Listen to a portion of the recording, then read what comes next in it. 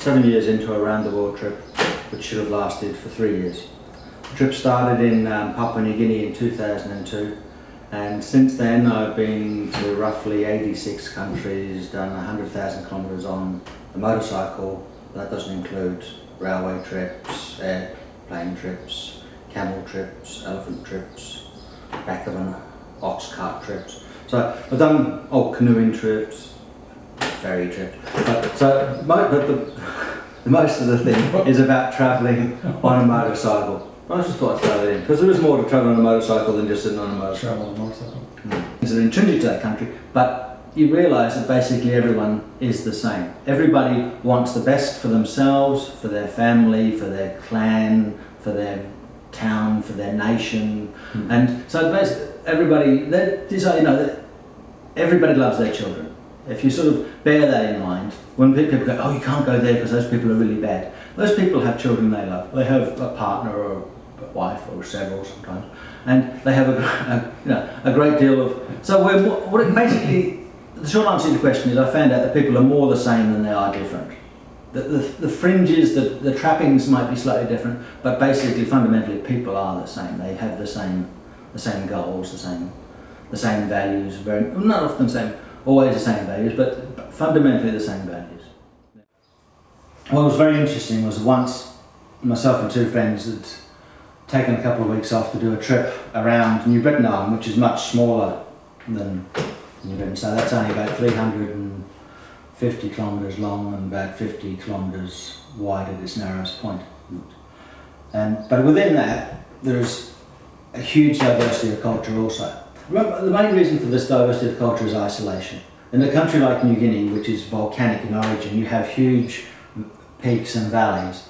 And when you have a warlike society or a tribal society, travel becomes very limited. So you can maybe have negotiations or relations with the villages or the tribes next door, in the valley next door, but you wouldn't have relations with the ones on the other side of them. So this isolation is also the reason that these different things have been able to grow up rather than sort of become homogenised. It has stayed very much to itself. So when we did the trip around New Britain, the idea was to visit as many places and people as possible, do some diving, but a lot of it was, we took a small boat so we could access up rivers and get a little bit off the more visited people. I mean, when I say more visited, they're hardly ever visited, but people who are hardly ever visited. When you do that, in order to get a little bit of insight into the people themselves and what they're about, you ask, some very basic questions like, what do you mostly eat here? I mean, are you eating pigs and land-based animals, or are you sea-based culture? Or what vegetables do you grow? Do you grow taro, or do you grow cassava, or do you grow, so just to get a little bit to get the conversation moving and to get a little bit of understanding about them, because they'll be asking, where have you come from, how long ago were you there, who did you see, what have you been, and so it's to sort of and then you'll ask about religious beliefs, because basically you are in the religious centre. If you're in the longhouse, you're in the religious centre of the village, and so you'll ask about that. And one that comes to mind, because it was most of the things over there are variations on spirit base. So it'll be inanimate objects with a spirit.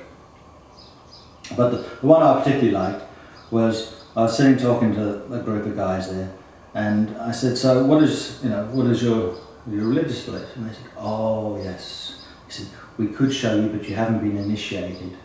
But at the back of the longhouse here, we have a rock. And he is one of 3 brothers who live up this river at the waterfall. And periodically, we will bring one of them down here and we will have him as counsel. So we will talk to our rock. So if we have a problem and need something to be sorted out or discussed, we will explain it to the rock, and then the rock will come forth with an answer. Not obviously the talking rock scenario, but they will use the rock as a sounding board, and then as part of that, then someone will interpret what he feels the rock would want. And of course the rock, the reason that, I guess maybe it's fortuitous, that the 3 rocks, is the rocks get tired of listening to all the problems. Problems with somebody's having problems with their wives, other problems with with harvests, or problems with fruit growing, or infestation, or or a sickness, or the usual problems that people have. So he will get to moderate on all these problems. So it'll be there, and it'll be, I suppose it's like us going to church and kneeling in front of the Virgin Mary and sending up prayers and hoping for an answer.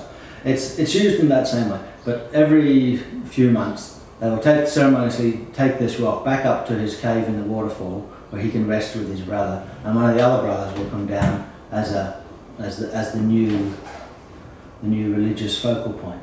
And they find the interesting thing is that they find that as valuable as you or I would find, praying to Jesus or to God or to Allah or to Buddha or to Confucius or to all of that. That is as valid to them as any religion in the world is to its practitioners.